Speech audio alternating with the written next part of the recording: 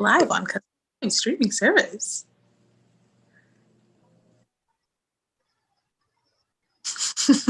I can't stop it. I can also do. Right. So we are live. All right. Hello out there to the Facebook and YouTube world. Hope everybody's having a good night. This is Sarah Rosina with What's Your Take Media. And I have some guest co-hosts tonight. Go ahead and say hi, you guys. Hi, guys. That was funny. All right. So we are actually going to talk about the movie Tenet on tonight. I'm going to go ahead and see what we got here. Go ahead and share the movie poster so people know what they can get a visual, if you will. Let's go ahead and give them a visual. So, Tenet. Dun, da, da, da. Yay. So it is a film directed by Christopher Nolan starring John David Washington. Now, I'm going to stop sharing now. Now, I don't know about you guys, but I do like John David Washington. Yes. Love him, great actor. But I can't not talk about him without saying he's Denzel Washington's son. I mean, I just can't, you know? It's undeniable. Yeah. It's undeniable. That is I mean, if there was ever like a blood test needed, that's a waste of money. That's all I'm saying. Because yes, everybody can see that's the baby's dad. Yes. If he was on the old school, what was the show? Maury. Yes.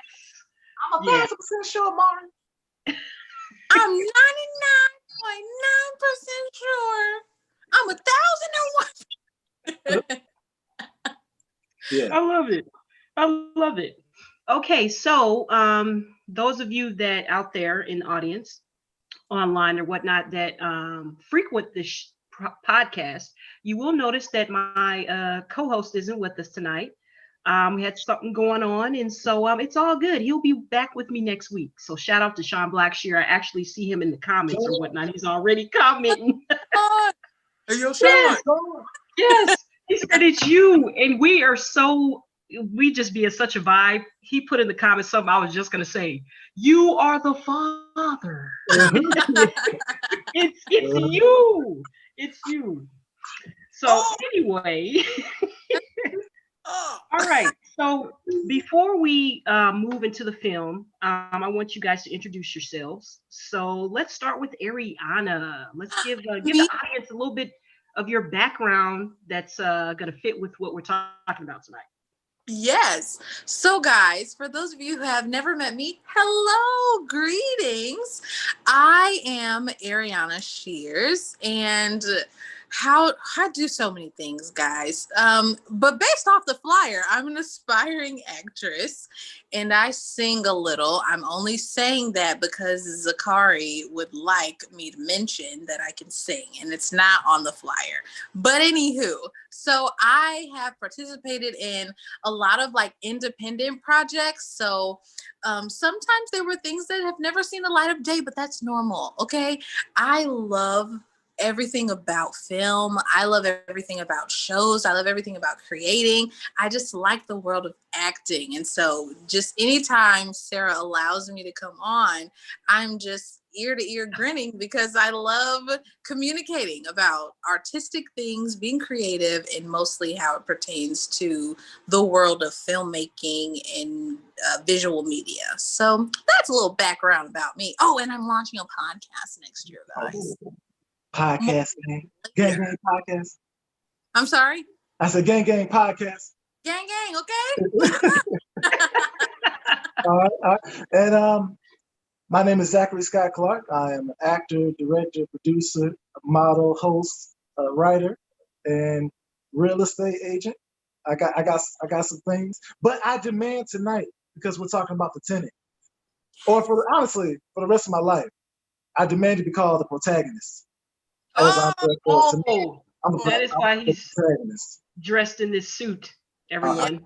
This is why he's dressed up and putting the rest of us to shame in our t-shirts. No. See, but I had to do this to be up on y'all level.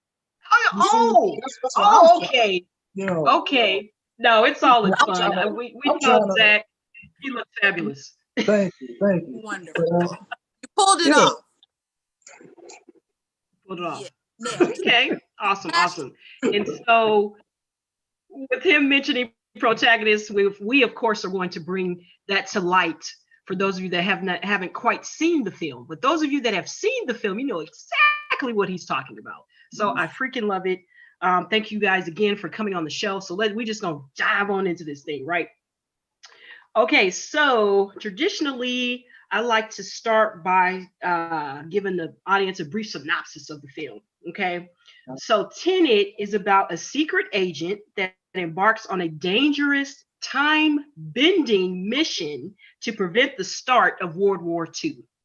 Okay, and I was like, okay, okay. And I want to bring this out actually. So last Saturday, I did a personal private movie screening of this film, yeah, and Ari was actually with me for that, and I know Zach will be with us for the next one, but yes, this is something that What's Your Take is going to do going forward, where we just kind of come together to see a film, and then afterwards just kind of get a few people that have attended their take. And I did get a couple people that were actually at the theater, and then I wanted to go ahead and do an episode. I was like, yeah, we got to talk about this thing because it's such a fantastic movie, right? And so one of the young ladies that was with me that night, I'm looking at the comments here online, was my a good friend of mine, a god sister, Chanel Sykes. And it was took her to point this out. And I was like, man, that is so dope. So first of all, I just gotta say that Christopher Nolan is a genius. He's the yes, director of Tenet. He is a genius. yes. Okay. And so up to including the title of this film, because this film deals a lot with time. And I know, I see Ariana over there. Like, don't I'm tell like, them. I know, just hold on, Ari, hold on. No, it deals a lot with time, and he has a habit of dealing with time in some of his movies. We're gonna talk about it. Okay, I know you're excited. And in Tenet, I didn't realize until Chanel pointed out that Tenet, the word Tenet is actually a palindrome word, meaning it's a sequence of letters which reads the same backwards and forwards. And we already know that this Tenet movie was backwards and forwards. I was like, wait, is it the present? Wait, is it the future? Wait, what's going yeah. on? Is The it the answer is yes. yeah, yes. So, Uh-huh. dude, I was just like, okay, even the title, Christopher Nolan, really, this is freaking dope. Okay, so I just had to throw that in there. All right, so I know you guys got something to say on these other topics, or even if you want to touch on that Tenet thing, but it's freaking dope. So let's talk about Christopher Nolan. Okay. Okay. So I'm gonna lay out some of his work, and then you guys, you want to go ahead, we're gonna chime on in, right? Okay, so to name a few of his films: Interstellar, Right. Inception, Dunkirk. He did the Dark Knight series. That means Batman Begins, The Dark Knight, Dark Knight Rises. He was so phenomenal in that they brought him on to produce the next realm of that, which is Man of Steel, Batman versus Superman, Dawn of Justice, Justice League, you know. And what's another? Oh, and this is something I just found out. I was like, this is amazing. So Christopher Nolan is married, right? His wife's name is Emma Thomas Nolan. She is also a producer. They have collaborated a few times. I just love it because hey, I'm all about team. It's become the couples. That's Oh, dope. yeah. So yes. So she was on the Dark Knight trilogy as well as Inception and Interstellar. What? So what we got to say about Christopher? What you got? First of all, I mean, couple goals for one. You want to be with somebody, you can be like, come on, baby, let's go make a movie. And like, but a movie other people can see, So I think that's squad goals right there, Yes. Yes. Yeah, hilarious. Look at Ari. Come back to us, Ari. What? We need your commentary, Ari. No, I'm here. I'm here. I love the fact that they work together. I didn't know that fact, but by you talking about the other movies, because I knew that he did Interstellar, I knew that he did Inception, and the fact that he was also a part of the Dark Knight series, automatically I can see his style, and I appreciate how he makes the action realistic.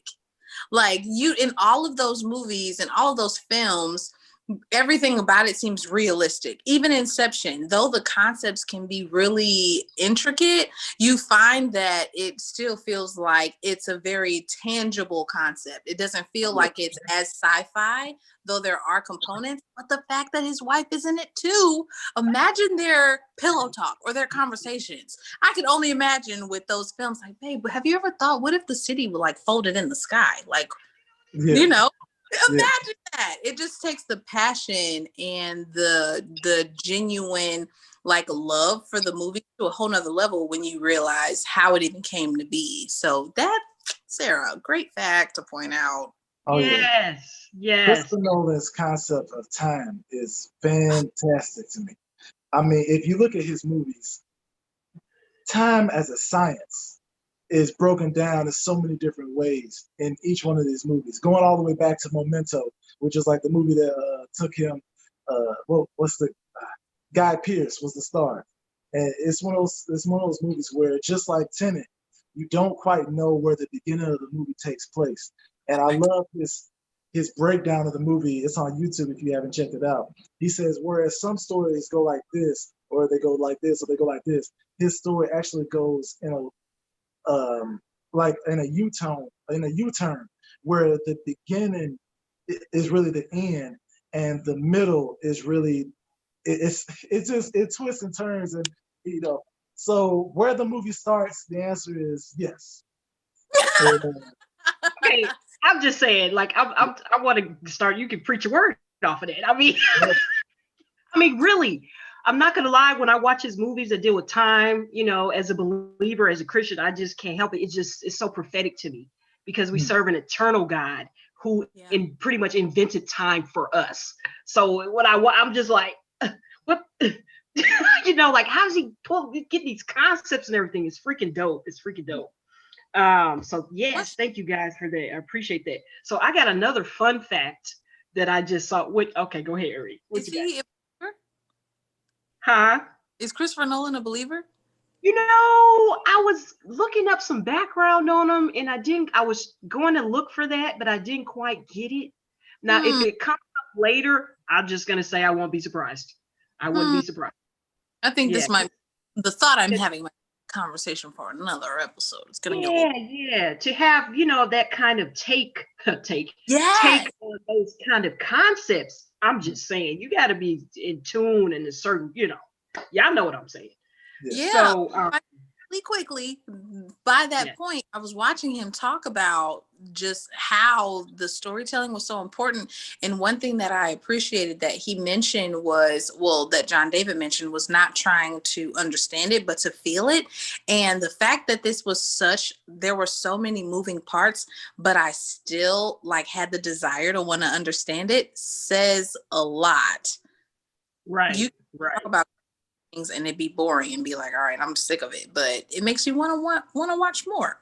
Yes, it does. And so with that, I have another fun fact you guys are gonna love.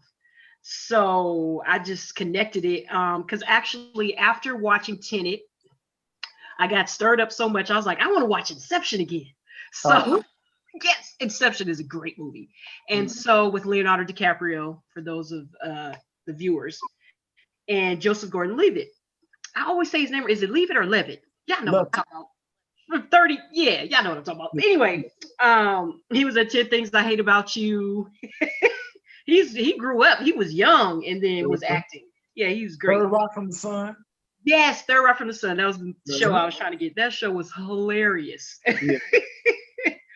But so I've noticed something with Christopher Nolan. Okay, the first thing I want to bring out, I almost bring it out every episode because I'm a huge movie score lover. I love movie scoring. Oh my gosh, it's freaking great.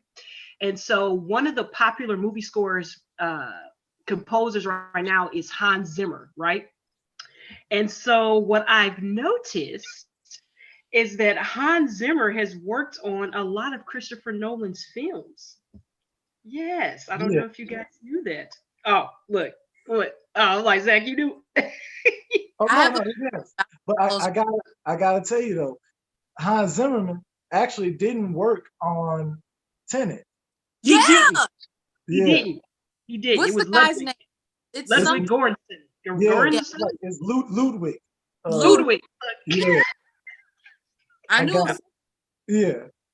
but Yes. did y'all know that they also employed Travis Scott to add to the score. And I so you know. know, of like auto-tuning sound, Travis, whatever song that he created, the composer Ludwig gave him the song, and Travis went and added his take on it. And from how he positioned his voice on the song, they used clips of that in the actual scores because it sounded so much like an instrument. And Right. so like the scenes where he's inverted and he goes back into it, it's almost like that the real what's the subwoofer, like Oh yeah. Yeah, yeah, that yeah. part. Those are really instrumental with Travis Scott's input on the I song. didn't Isn't that even know crazy? that. That I didn't even is. know that. That's why I like when there's a team of people, everybody just bring the piece. I didn't even know that part. Part. That's I'm true. gonna look Oh, up that's the dope. Also, while we on the topic of Ludwig, is it Gruzerman? Something like that. I'm sorry, I apologize for messing up his name. But he also did the score for Black Panther. Yes, he did. In Yeah, Creed what? 1 and 2. Yes. Oscar winner. I could see the Black Panther correlation. Yeah. Yes. Yes, we all love that.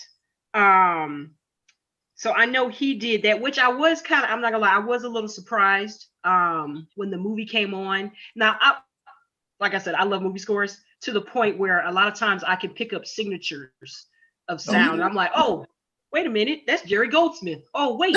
Oh no, John Williams. No, really, it's sometimes I'll be like shocking myself, like, how did I know that? So when the movie came on, I knew it wasn't Hans Zimmer. I was like, no, this isn't his sound. This isn't his sound. But I mean, it's nice to switch it up or whatnot. But he did work on Inception, did Interstellar, Dunkirk, Batman versus Superman, that infamous Wonder Woman sound. I love Wonder Woman, and Man of Steel, and the Dark Knight trilogy. So I feel like, hey, he had this team mentality going. He was like, hey, if it's not broke, let's not fix it. This is a great thing. Oh yeah. And on top of that, guys, let me show you a correlation of actors in his movies. I was like, okay, Christopher Nolan. Jack probably already knows what I'm talking about. I do. But so Joseph Gordon-Levitt, Yep. Michael Caine Michael. from Miss Congeniality. I love Michael Caine. He is hilarious. Yes. Let me see. Tom Hardy, that was Bane in The Dark Knight Rises, and Cillian Murphy. All of them were in Inception, The Dark Knight Rises. I think that's it. Yeah. I was like, okay, I love that correlation of the actors in the same films. It's great. It's dope. Oh yeah. Now, Like, this is actually Michael Caine's 8th movie Is it? with Christopher Nolan. They've done 8 movies together. oh wow. So if No, you got Andre. Christopher Nolan with anybody else, plus Michael Caine, plus Michael Caine, that's good. It's all good. Yeah, Michael Caine is great. I've been watching him. Oh my gosh, there's an old movie he was in with Steve Martin, Dirty Rotten Scoundrels. I Oh love my. Yeah, that movie is hilarious. And I'm gonna take it back further to the 80s. This movie I love with him. It's called Blame It on Rio. Oh, Okay. it is. I Hmm. think it might be on Prime. He Right. it's hilarious. I'm gonna give you a quick snapshot of this movie. So it's him. He goes on vacation with his best friend, and they have 2 daughters. Demi Moore, a young Demi Moore, is in there. I almost forgot. And so what happens is both of them are married, right? But they're just on vacation with their daughters. So while on vacation in Rio, that's why it's called Blame It on Rio, Michael Caine's character sleeps with his friend's daughter. And it's just hilarious because he's funny. I know. Look at your face. It's just horrible, but it's such a great movie. Mhm. It's just hilarious. And yes, and Rhoda from Mary Tyler Moore Show, she's in there too. She's married to Michael Caine in the movie. It's Okay. you guys. Now, Probably, wait, okay, so I love Michael Caine. I don't know if y'all yes. know this, but this is how gangster Michael Caine is. Michael Caine was on a flight from the UK to America, right? And on this flight, he saw a magazine with a model on the magazine. So within that flight, he was riding on, like, they had like a phone that he could use. He calls the publicist of the magazine and says, "Hey, I want to book a shoot with the woman on the cover." He books the shoot. This woman has been his wife for like 35 years now. Oh, This is how my- gangster Michael Caine is.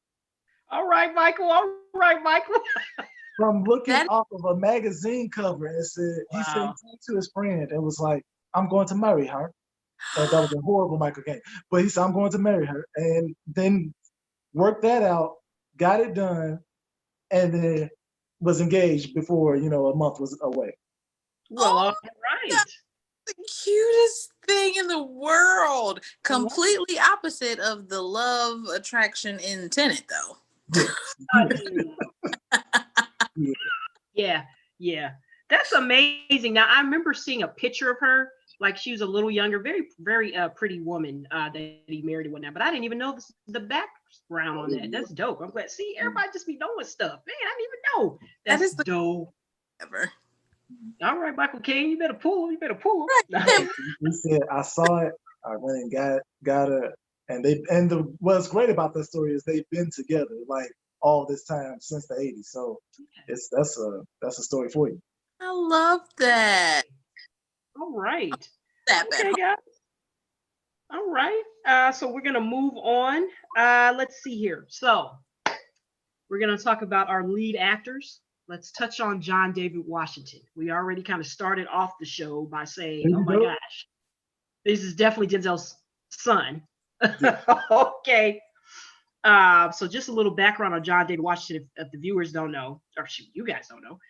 He's 36 now, former football running back.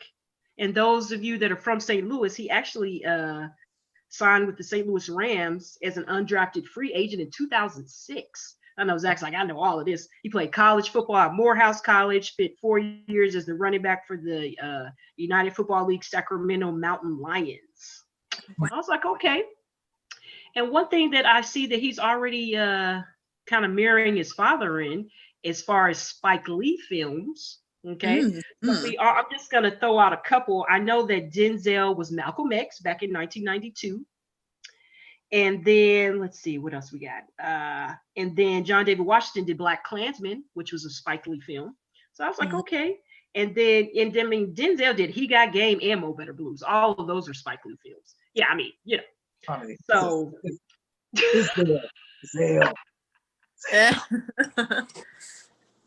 but what I did know is actually he was acting as a little boy. So he popped up in, let's see, he was in Malcolm X. He was just a student in the classroom talking about John David Washington. He was in Devil in the Blue Dress as a little boy. And yeah, I think that's what I got. Yep. And he really got on him. It was like, "I am Malcolm X." Was he one of them? You know what? I'm not gonna sit here and lie. I would have to watch the movie over. I gotta go back and watch it. Yeah. I was like, look at that. Yeah, right. That's John David Washington. Right. Yeah, I have to watch. That's JDW. Yeah. JDW. Hilarious. So what you guys get anything on John David you want to bring out? So here's the thing. Here's the I didn't quite like his performance. Oh, in this movie we're talking about? Okay. Okay. What you call it? Pocket that just for a second. Okay. You try to do things right. You work hard. You learn the lines. Okay. What it comes to. He was amazing. However, I felt like he was holding back based off of his other roles and how he put himself in them. It just felt like there was this boyish shyness, and I was expecting more boldness. And it's not to say that it was bad. There were certain moments where I was just like, give me more. This is that acting background. Yes. Yes. Yeah. Okay. The Zach? other talent on the screen does not agree. Well, okay. I just want to be clear. It's not that I disagree.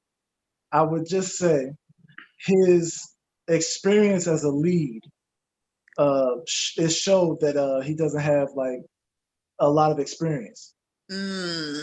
Because although I thought his performance was strong, he did not have defining, memorable moments that made me absolutely enjoy the ride through his character. I think the movie added other elements that were really great, but as far as his character, I could not enjoy the movie completely off of his back alone. And so I see what you're saying when you talk about you wanted him to give more. I think with the material and also just the pacing of the film, it's one of those things that a veteran actor in that same position knows how to give more of what you're asking for, more of a personality / charisma in the role. But when you have like this is a very technical movie. Like these are like this is information on top of information on top of information. And so if you are not aware that okay, like I can't just say these lines in a strong way. I need to also give it a little something characteristic wise. You can like you said, you can disappear amongst your peers. And so I think he did a good job for his experience. I wouldn't say in any way was he bad, but he was definitely he could have used some more but I understand what happened in the process. Now, question, since with you giving that very eloquent background, do we think he got this off of his name? I was just going to say that, Ari. I was going to say, I don't know if it was one of those things where he got it off his name. You know, so, hey, it happens in Hollywood. And it that's really not does. Right, nothing against them. But whichever way you can get it. However... Yeah, I did. I just had that thought. I was like, I was going to jump in there with that same thought. What you think, Zach? Look, not to take away from him as an actor. Yeah. But that thought came to my mind as well. Well, I'm sure the marketing team loved that his father is Denzel Washington. You know, so it would be a lot to say like, oh no, of course not. But I think he has the ability. I wish we don't know the filming process. We don't know how he was directed. You know, we don't know. Like there's just a lot of things in there where it's like, okay, we don't know how much of a say he had over his character. There were parts in the film where I could tell he ad-libbed. And that's the thing about ad-libbing. You want to ad-lib in sections that are still in the character. And there were moments where I felt were him and not necessarily the protagonist. And so, but that could also go back to what I said about someone searching for an area to like shine in. You know what I mean? And when you were being told, hey, like you know, you gotta scream off or rattle off this information real quick so we can like keep the pacing of the movie. Yeah, that's difficult to do for anybody, not just someone you know with his level of experience. Right. Well, that's great. I'm loving the commentary now. I'm loving it. But even with you guys saying that, I mean, it kind of goes with like we were saying, he started out as a child actor, you know, but you know, very, very small roles. I don't even know if he had speaking lines, but then he got into the sports thing. And so far, he did Ballers TV show with The Rock. He was really good. And then Love Beats Rhymes. And I mean, fast forward, here we are with he did a few others along the way, but fast forward and here we are with TENET, which I think is maybe his biggest role thus far outside of Black Klansman. And I got to be real with y'all, I wasn't a huge fan of Black Klansman. I'm not gonna lie. Went to the theater, fell a freaking sleep. I've never I love movies. I have never fallen asleep on a movie. I was actually there with my god sis Christy. She will tell you. She was like, Sarah, let's go. Go on, Sarah, go on. Look, Hey, poor Sarah, hey. go on. Sarah, Just, go on to sleep. You and know I what? love Spike Lee. I actually am a fan of older Spike Lee. I'm not gonna lie. I love older Spike Lee. Like he got Game, Mo Better Blues. What? Tell Yeah, me. classes. Hey, Yeah. that was the era. But yeah, what were you gonna say, Ari? I feel if of course this would be very hard concept to pull off, but I think if this he just screams theater to me, you know? He has so much just passion for just acting, like making the whole vision come to life based off of some of the interviews I saw with him and Robert and what's the lady's name? What's her name? Elizabeth Becky? Elizabeth, yes. When you watch the three of them interact, there's this because I don't want to speak the things that ain't on them. But when he was speaking with the two of them, you could see him almost not cower in, but shy away from really expounding on and really taking ownership of the role. And a lot of what he said really like focused on the two of them, which is great. Like they were great support. Oh my gosh. Both of them were great supporting role. And Robert himself, just anything he does, I think I have a crush. Anything he does, Oh he my just, gosh. You know we're gonna talk about Robert Pattinson. We you know, with just a second. We're gonna get in there. Interact. I appreciated seeing the commentary with him talk about the role because I feel like I got more out of him talking about it, but you can just tell he loves the entire,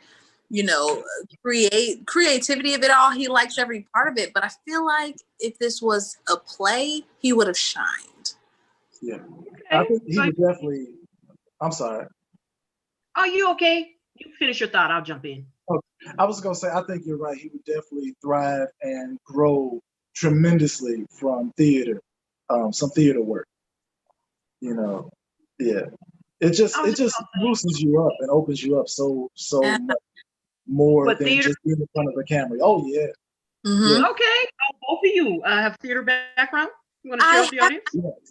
On stage, darling. Yeah. Oh, okay. My younger years, I have acted on stage. Oh, okay. Oh, yes, world. She's introducing you to what do we call this? Ellie. This is my British accent. This person, Ellie. Indeed. UK. Great from across the pond. Oh, across the pond. Okay. Yeah, I'm not gonna dive in there. I do not have that accent thing, but I love it, Ari. But I was just gonna say that it just seems like he just needs to be stretched a little more. Mm-hmm. That's all about that stretching. He gets some more stretching going. I think he's gonna be phenomenal. Oh, I mean, yeah. there definitely was a scene in the movie. I had to double take because his voice even. I was like, hold on, Denzel? Oh, okay, no, that's John. No, really. I'm excited for his career to unfold. I'm not counting him out just because I, was. I'm excited to see how his role progresses, how he progresses, just like Ice Cube's son. O'Shea. Yes, O'Shea. Yes. Mm-hmm. Every then he takes on more of his own identity and is less like, oh, you're Cube's son. It's like, oh no, that's O'Shea. Yes. Whose dad is Ice Cube. I think John David will get there the more he's exposed and gets his own footing. It will feel comfortable. Yeah. I loved O'Shea and was it Den of Thieves? Yes. Oh, yeah. Okay. A minute. Great movie. Yeah. Awesome. Okay. Yeah. Blessings to those that are child of great actors. Children of great actors. It's like it's a lot to take on. So, and you really, I'm sure it's this huge fight, as Ari, you were saying, for your identity as individuals. So, but he'll get there though. He's got great potential. Absolutely. And also, let's not forget the business side of show business. Like, there's one thing to have that courage on set or on stage, but then to have that in interviews and to have that just in your personality and to be open, and that is a whole nother part of the business that people don't really talk about. because it's not easy. And then also you don't want to come off as a know-it-all or a showman in the sense of like you got Robert Pattinson, who's been acting forever, sitting right next to you, and you even though you're the star of the movie, you don't want to come off like yeah, like they they backing me up, and Yeah. so this is levels to this, and I understand his hesitation in certain ways about that too. Oh, humility. Would you call that humility? Oh yeah, but sometimes humility can work against you as well. Yeah, like false humility. Well, no, well, yeah, but I mean, like even being too humble and it being like honest and real. Like sometimes when you downplay yourself too much, that's when you get overshadowed. Yeah. Okay, I got you. Great Okay. point, Mr. Clark. Way to bring the compassion right around. Right. I Look told at you, my name is the protagonist from now on. that's Oh, all. Now, That's how we. Okay. That's sorry. Like that's what we call it, the protagonist. Mr. I'm the Protagonist. protagonist. Okay. Can we look at you or? No, of course, yes, no, please. I Oh, welcome okay. you. He Your needs eyes to are be welcome. on by our eyes. Oh, okay. Well, all right. So let's talk about Robert Pattinson, which we've already talked about him a little bit, but Mr. Twilight himself, he's most known for that, I think. But he is a great, phenomenal actor. He's done so many other things outside of that. But I know if somebody were to bring his name up, they Twilight. That's the first thing that's gonna come to your mind. But let's see, The Lost City of Z. And one of my favorite movies, I don't know if you guys have seen it. It's with him and Reese Witherspoon. It's called Water for Elephants. Oh yeah, that was good. Yeah, it was a cool movie. He actually did while in the Twilight realm. He did that movie. And of course, there's been a lot of skepticism, but he is going to play the new Batman. The Batman. The Batman. I'm excited. Hey, look now, I'm not gonna lie. When they were recasting, and first of all, Ben Affleck went in there, and people were like, Ben Affleck, Batman? Okay. So he gave it a go. So then all of a sudden he's not doing it anymore. So we're like, okay, who's gonna play the Batman? So then they say, oh, Robert Pattinson. And I was like, huh? From Twilight? Hell? Not gonna lie, this was my first reception. I was like, I don't know about this. But after seeing him in this role in Tenet, he was a little Ron Ruff in this. I was like, you know what? I could see him as Bruce Wayne. Yeah, I thought the same thing. Yeah.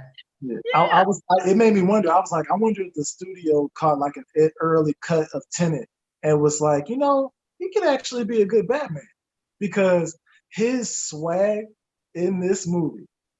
Everybody needed a best friend. I think his name was Neil in the movie. Yeah. Everybody needed Neil in their life to keep them on point. I'm telling you. Like this he's the best friend. He's the mentor. He's the protege. I ain't gonna tell you everything about that. He's everything you needed him to be in the movie. And way to back somebody up. Like he was the perfect teammate for John David Washington.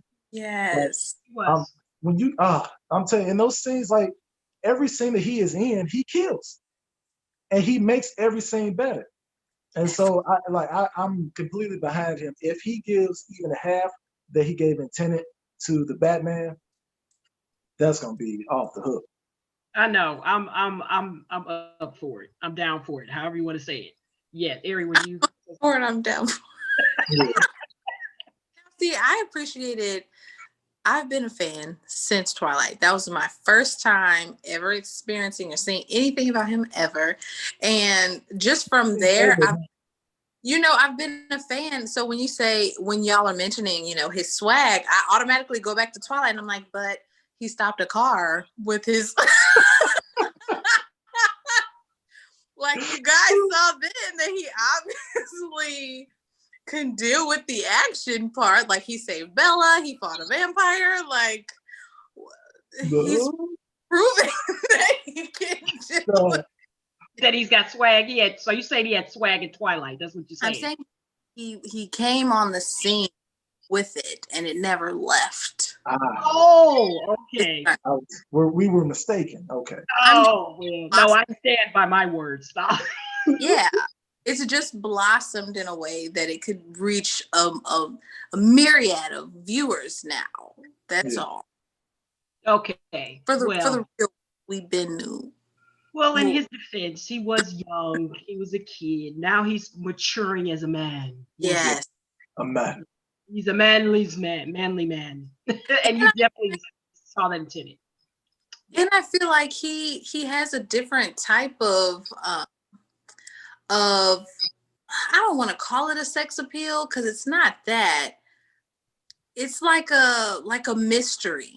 He has a quiet mystery that's bold that just makes you want to know more about the character he's playing. Like Neil, it wasn't until the film was over that I was able to see like the whole snapshot of him. Because at first it's like, okay, are you like are you snooty? Like, are you arrogant? Are you, and then you find him be so helpful and you're like, oh no, you are legit. And then there was one portion, I think it was when they were on the, I don't know what transportation they were in. It was after they had just inverted and they were taking her back after Elizabeth got shot and they were trying to, beat time to get her unshot. Okay. I know what you're talking about. But during that curtains, yeah. Yes. And so like I always quarantine. Determine, like, are they shady? Like, you can just kind of discern. That's the Holy Ghost. Just kind of discerning, like, okay, you're with something about you is off. I don't know what it is yet, but I like you. And it was so conflicting the first time I saw the film because I'm like, everything about you is awesome, but you know something and you're not being honest. Yeah. I just know what it is so I can like you officially. Yeah. Yeah. Yes, which came out later. We were like, oh, okay. I was like, oh, you're the homie. I still love you. This is great. Carry on. I'm not even gonna lie. That scene right there. I mean, I didn't cry. Now, I've told the audience I will cry on the movie. I have no shame. But that was a powerful moment between the two of them, those characters. Are you talking about, I'm guessing towards the end? Yeah, that bro love, you know what I'm saying? I was like, oh man, this is good. I like that. That was I felt the same. The depth of connection. Oh my gosh. Yeah. But you know what's funny about that? If you you've seen it more than once, both of you. So the funny thing about that is if you replay that moment, they are emotionally in two different spaces. Oh, yeah. And then that is the greatness of this movie, where if you even play the emotional aspects where these two characters are, they are in two, like, it's like almost meeting, let's say if I met my wife, if she was my wife for 30 years, but like she travels back in time and it's like the day before I meet her. To me, it's like, oh, that's a cute, woman or whatever. But to me, I'm like, I've been her husband for 30 years. It was that same type of like, familiarity on one end, and then it's like, man, you were really cool. Like on another end. And I love the emotional aspect of that last scene. Yes, that was great. That was a great way to put that, Zach. Yeah. No, I'm glad you brought that out because there was something that I wrote earlier about it. How whenever that particular part, I'm looking for it, guys. I can't find my note, so I'm just gonna wing through here because just flow, wing it. So the part based off the emotion part, when he was telling him, how we feel about spoilers on here. I'm sorry, what?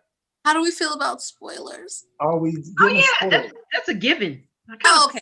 So told him when he shared with him that he was he pretty much recruited him and that they were already friends, like that was the beginning of a long friendship.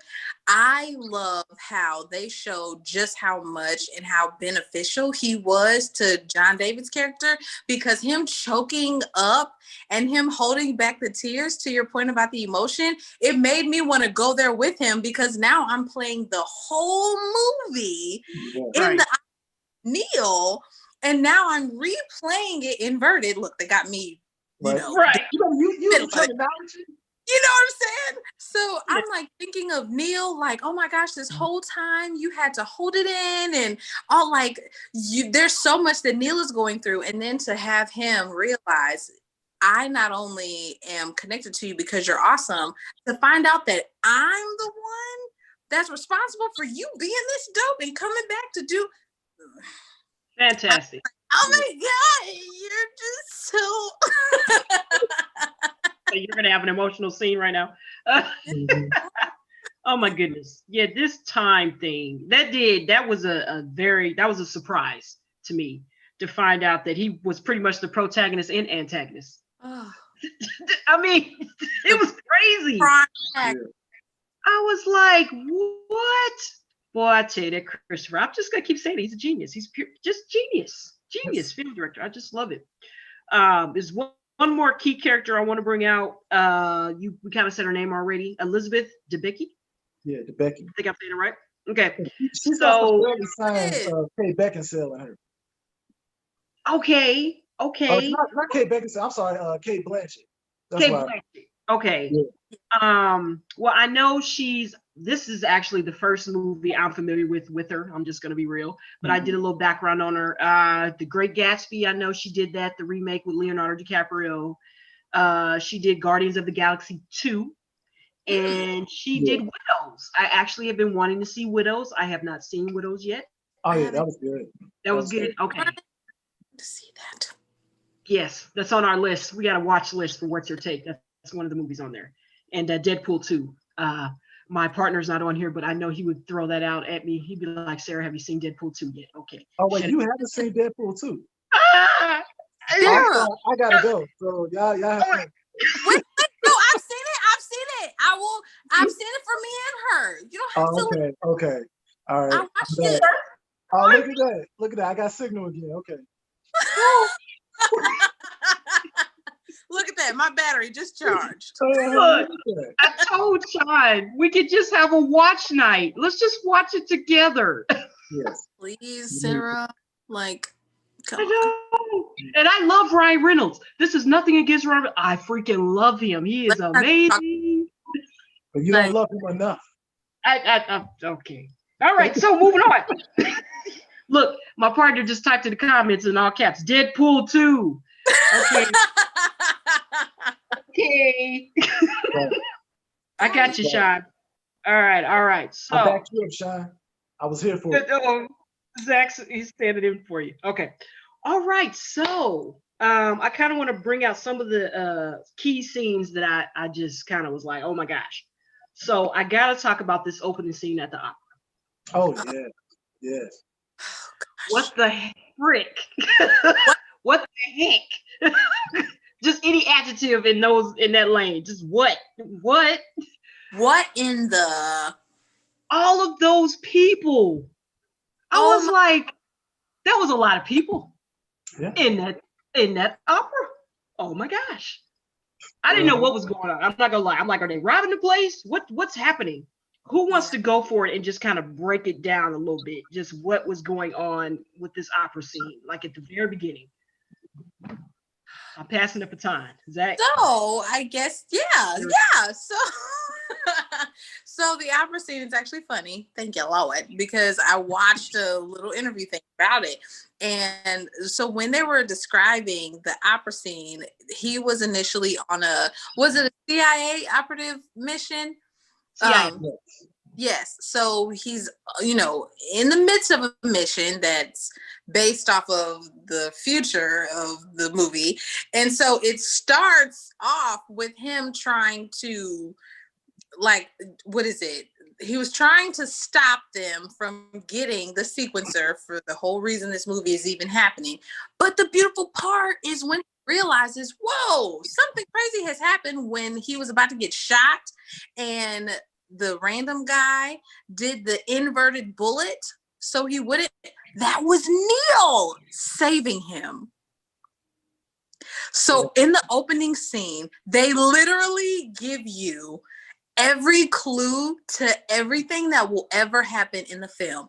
On top of that, there's even I'm not going to say that. No, keep It would have going. taken us to something else. Oh, I didn't even get that. Oh, I gotta watch this movie. Because there was that little tag on the backpack. Yeah. That Yeah. was Neil. Yeah. Okay, now I gotta watch it again. Heard got? it. So Him. yeah. So when we talk about Yeah. the beginning of the movie, not only does it give me like that vibe of when we first saw the Batman with Heath Ledger, The Dark Knight, Okay. it gives you that realistic feeling of like, oh well, like the stakes in this are real.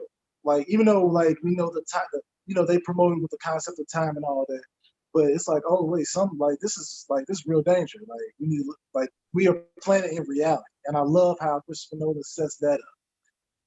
And then when you add these like fantastical elements of the reverse bullet and like that dude's moving kind of weird or funny. I'm sorry. The movie, it puts you in this reality of sacrifice.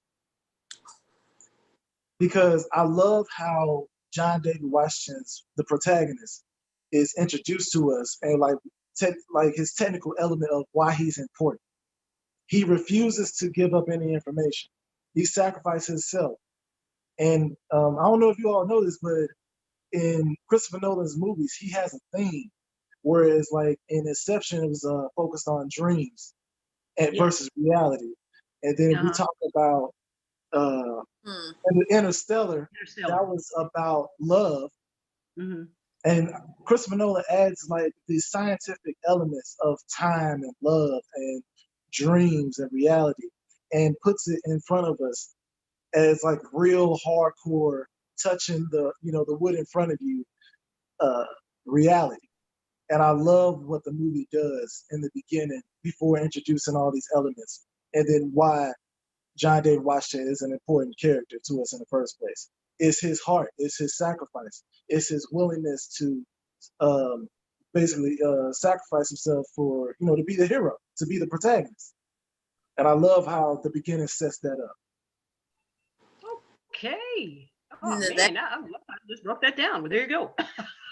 That's really perfect, because when I even think about when you started talking, I started thinking about the other parts, the other components where he did show his sacrifice before he even potentially sacrificed his life.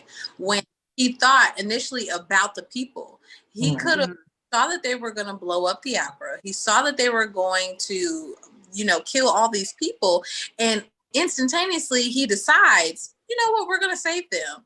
And he turns it from the original mission, which was get the guy out of here, get everything that we need, and let's bounce. Yeah. And without being seen, but then they are made. So for him, knowing that you're made, knowing that people know that you're not who you're supposed to be, you've just been saved by this inverted bullet. Now you want to save all these people when you barely are able to leave with your life? That right there tied me to him, because it tied the service, but then it also tied that compassionate component too, where he was very selfless. And I'm like, oh my gosh, whatever you're doing, you're obviously what is it called? What's the word, guys? Come on, movie people. The one with the person, the lead. Oh, the protagonist. Oh, the protagonist. Oh, is that the word I'm thinking of? Yeah. Boom.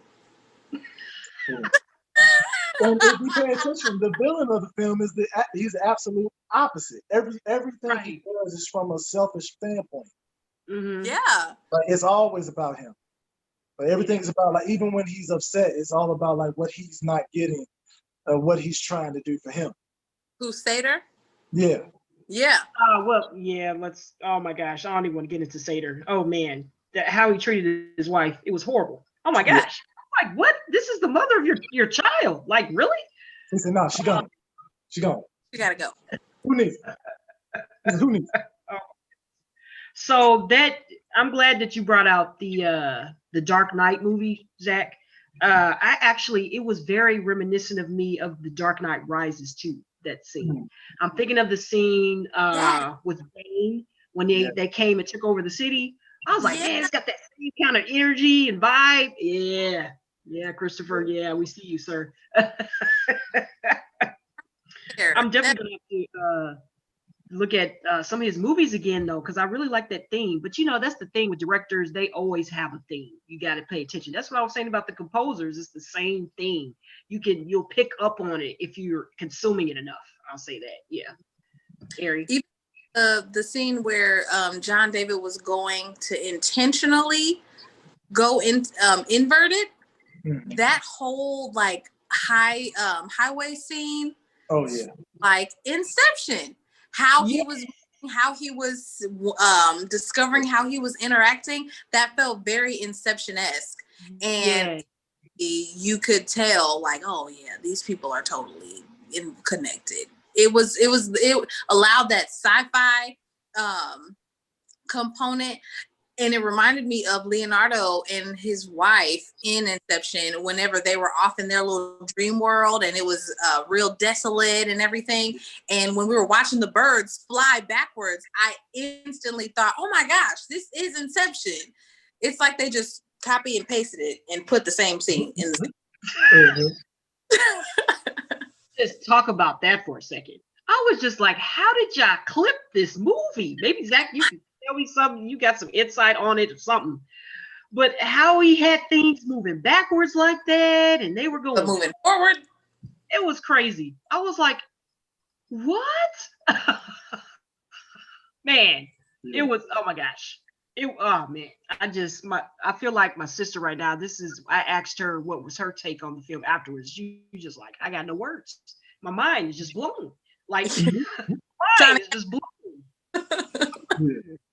Oh my goodness. But from a aspect, how difficult do you think it was for them to try to like capture visually what it looked like to be inverted, like the driving forward but backwards? On a production side, what would that look like? Yeah. I mean, we talking about money. Because I know Christopher Nolan, he also loves practical effects. Like, he's not a huge fan of CGI. So I can give you my take on it. And, but that is at a level I would love to work at, because it is truly impressive. Like, just the practical aspect of making a Christopher Nolan film. Excuse me.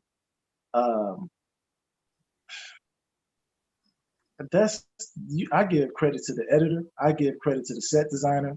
I give credit to the stunt people he works with. There's multiple departments knowing fully what the story is before they even start filming. Yeah, because like, even if it's just something as simple as reversing footage, to even do that the right way forward, and then having it play back in a way over the score, which helps add the realism of being inverted, and then laying that over on footage that's playing at regular speed. You got so many different departments knowing exactly how they gonna come together, and that's not just money. That's also leaders doing their job. That's people following through. That's people coming together. That's everybody understanding the vision. That's beautiful. Yeah, see, now you didn't get me stirred up, Zach. Talking about this. I know. Trying to my leg. Right. It makes me think that I think the most successful projects is when you have a team where everybody knows their niche.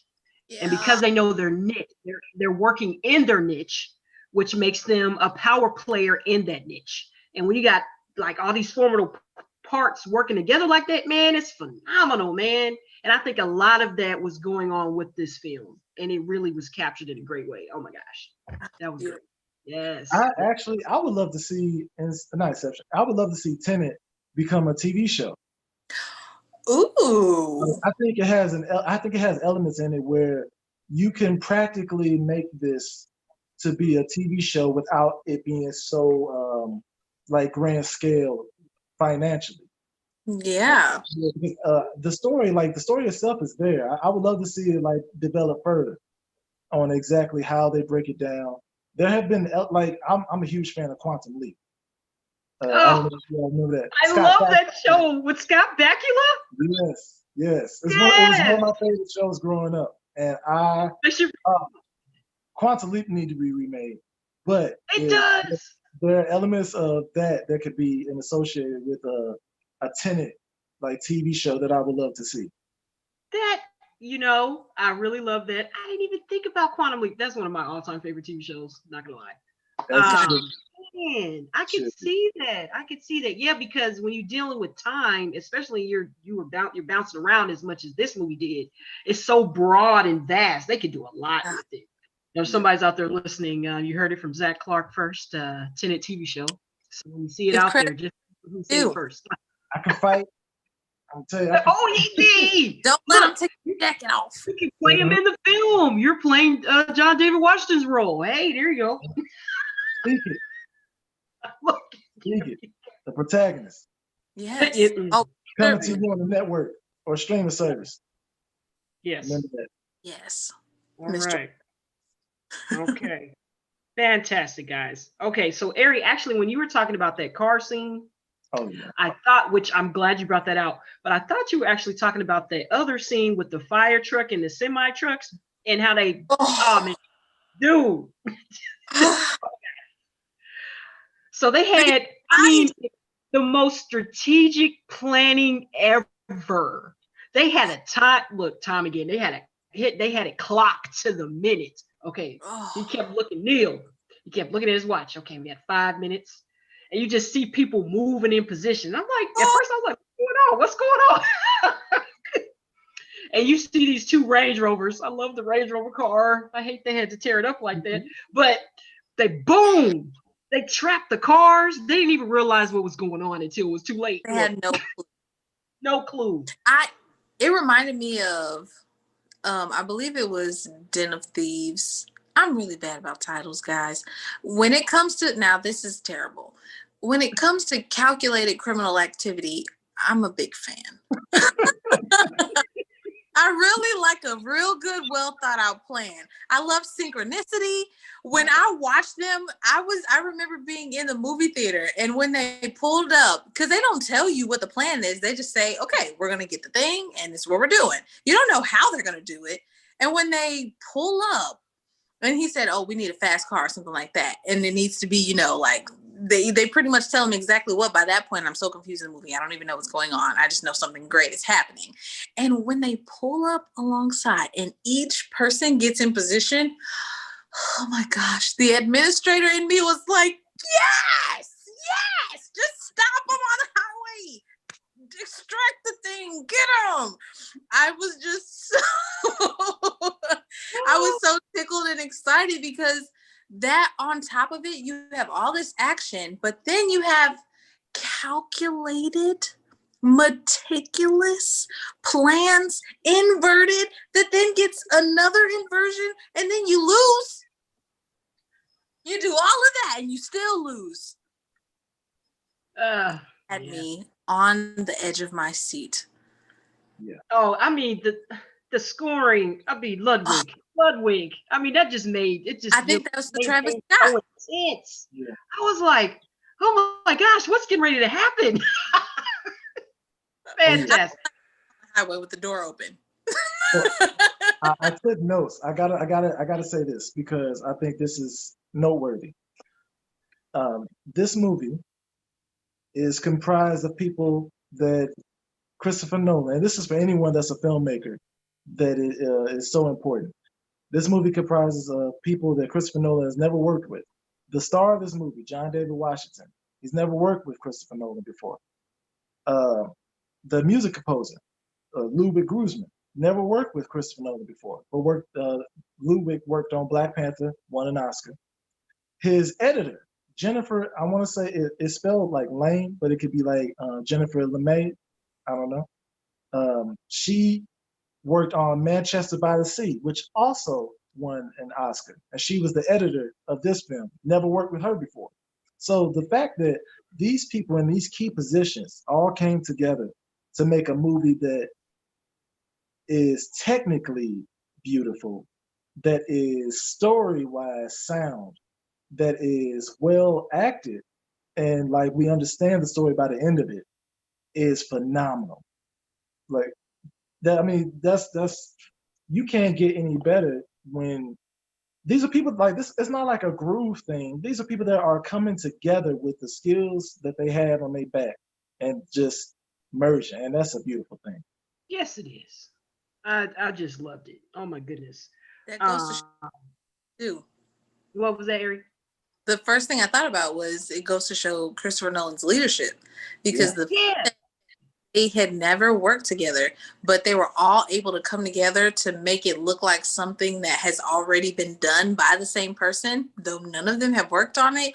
You gotta have like clear thought out vision and a signature in how you perform to get that clearly communicated across, like you said, people who have never worked with you before. They don't know, oh, he likes it like this, or this is what I know.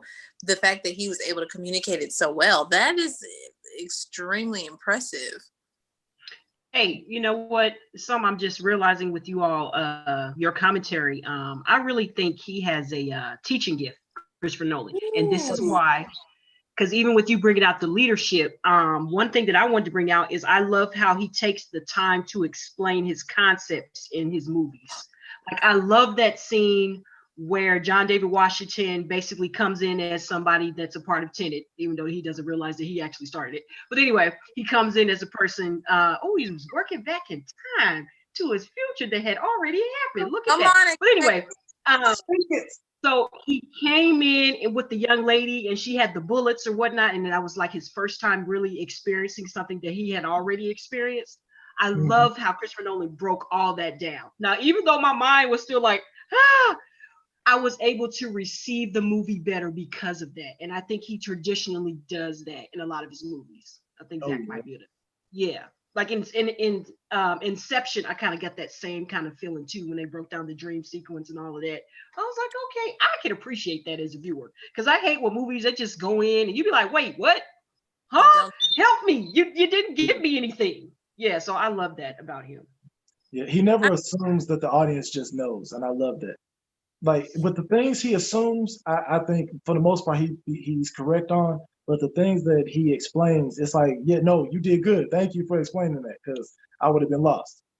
No, that's perfect note, because I wrote down, as a viewer, you want to see the movie over and over because you keep catching things that help you it helps you understand the film even more. So even after the first time you see it, it's like, oh my gosh, that was good. However, I know I missed something. I think I want to see it again.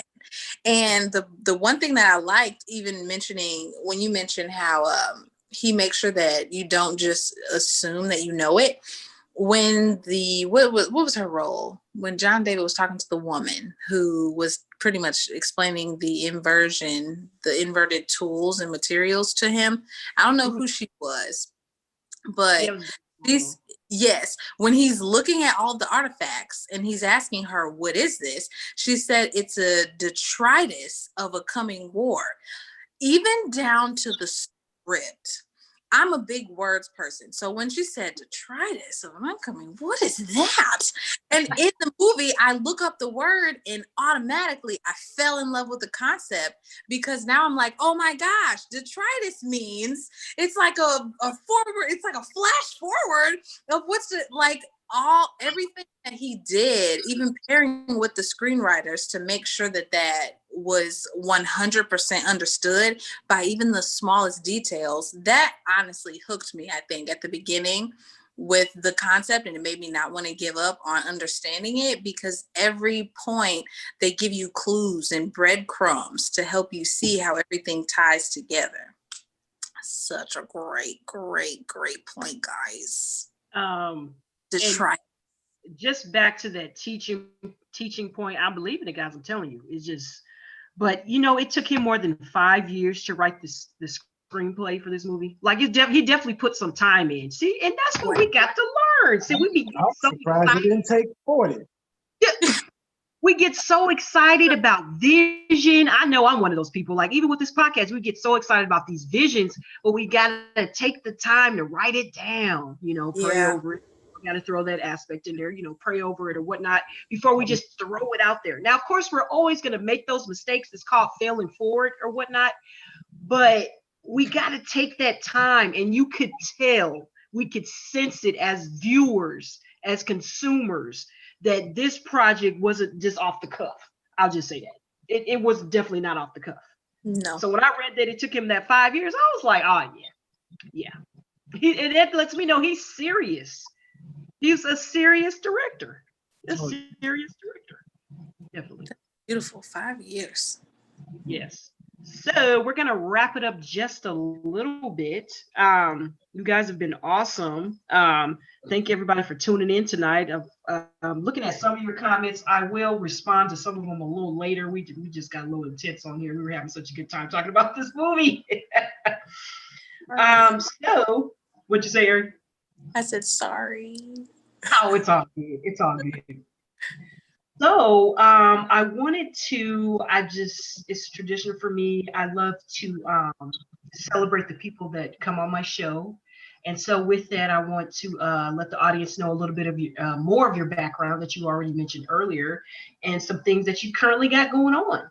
So I'm going to start with Ariana is actually an entrepreneur. And I'm going to share my screen here really quick. Yes. Great. And so one of Ariana's entrepreneurships is she's actually a masseuse. And so we're going to pop that up on the screen right there. Ari, if you want to touch a little bit on One more time, I'm sorry. if you want to touch a little bit on your sheer relaxation business. Yeah, I would love to. I'll make it quick. Sheer relaxation is my purpose, baby. I have been a massage therapist for 10 years. Next year will be 11. And I am all about making sure that we, as a people, that we serious. And one of take our health seriously is through massage. So I'm learning to be more passionate about alternative medicine, and massage is just one of those. It's a great luxury. It's a great, health and wellness tool. It's only $1 a minute, guys. And if you check out my Facebook page, you'll see the awesome big step I just made to make room for all of my new clients. So if you a fantastic massage, busybook.com/sheer relaxation. It's on the flyer. Or just go to the Facebook page, Sheer Relaxation. You will literally not regret it. Sarah. Yes, I am a witness. Ariana, for the first time, actually just got a massage from her last Friday. It was fantastic. I definitely feel rejuvenated in my members. That's the language I'm going to use. Yes, her outer. Yes, it was a beautiful spiritual experience, I'd have to say. $1 a minute, guys. Gifted inward and outwardly. Loved ones. Definitely like. And I also do events. I love bridal showers and parties and stuff like that. I have a chair and a table. Oh, sorry. I love it. All right. So next, thanks for sharing, Ari, is Mr. Zachary Scott Clark. Now, this man, guys, he is a busy man. I mean, we've got actor up there, we've got director up there, we've got producer up there, we got host up there. Well, actually, we didn't put host up there, but I know that's something that you do. You have a lot of, you carry a lot of weight or whatnot. I really appreciate it, very inspiring or whatnot. And so with that in mind, I know this is just one of your projects that you have coming up or, in the works called your honorable film. So if you want to share a little bit about that. Yes, that is the film. I play Muhammad Ali. I am the producer and one of the stars, as you can see. It's a fantastic story. It was written by Mia Bible. She is the executive producer. We have on this picture, you can see Jason Little. He plays Malcolm X. Great actor, fantastic actor. If you are in the St. Louis area, and really in the world, you should know and get to know Jason Little. Mia Bible plays Maya Angelou, and that's Jazz Tucker, who plays Herbert Muhammad. And me and him, we have an interesting relationship on camera, and I can't wait for people to see it because the story basically takes place in 1964, and it's 9 months before Malcolm X is assassinated, and this is the very last meeting that happens in Ghana, Africa, between them. And this is a what if scenario. What would have happened if they actually tried to talk things out instead of separating like they did in reality? If you look at Muhammad Ali's autobiography, he states that it was one of the biggest regrets that he had. And this is a what if that conversation happened. So there is funny, we're talking about Tenet, there is a time rewind element involved with Honorable that I can't wait for people to see. And so, yeah, I'm proud of it. I can't wait, to share it. Yes, and we, audience, we would definitely be having Zachary Scott Clark. I'm gonna say his full name. Okay, it's acting name. Zach Clark Act, Instagram. Just throw all that out there. But we definitely want to have you back on the show for that. If you're available, for what's your take, we would love to have you back on the show, and anyone else that could join you to talk about that film. I would love that. It sounds exciting.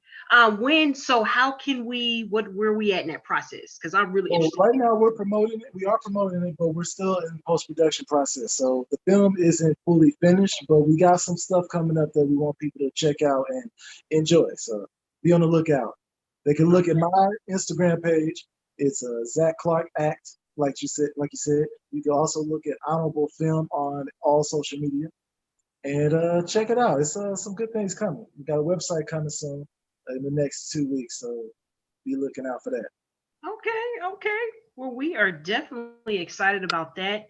Definitely excited about massages too. Hey, we need both of these things. Yeah. Yes. So to the audience out there, I know you're probably either watching us here on What's Your Take on Facebook or on the YouTube channel. We are What's Your Take Media. We have a page on Instagram, YouTube, and Facebook. You can find us under that name, What's Your Take Media. Next week, I'm actually going to have my co-host back with me, Sean. We're actually going to talk about some Christmas movies. It is that time of the year. And so we like traditionally Die Hard, right? Wonderful.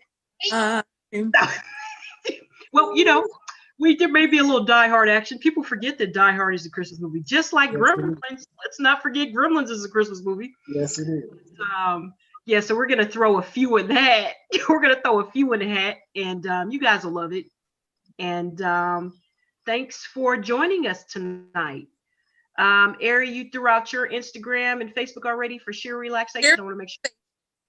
Yes, on Facebook and on Instagram, you can book via either platform.